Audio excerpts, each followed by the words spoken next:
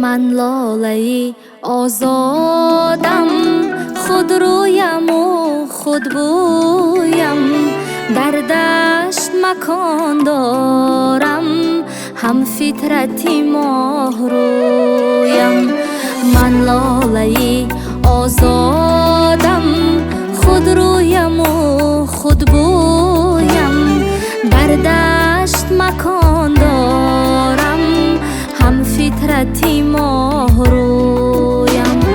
بانم نمی بارانم، فارغ ز لبی جویم، تنگ است محیط آنجا، در باغ نمی رویم.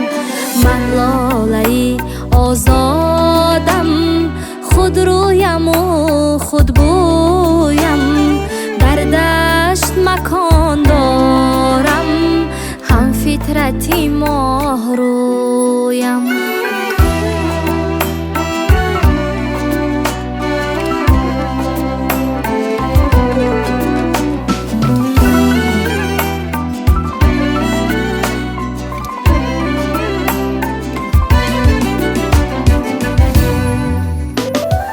از خونی رگی خشم گرنگ بروخ دارم، مشاطه نمی خوانم، زیبایی رخسارم، مشاطه نمی خوانم، زیبایی رخسارم.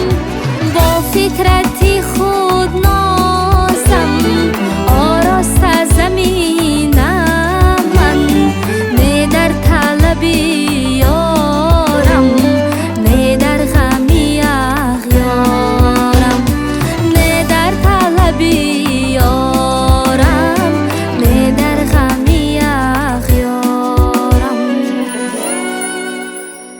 من لاله آزادم، خود رویم و خود بویم، در دشت مکان دارم، هم فطرتی ماه رویم. من لاله آزادم، خود رویم و خود بویم، در دشت مکان دارم، هم فطرتی ماه رویم. در دشت مکان دارم، هم فطرتی ماه رویم، هم فطرتی ماه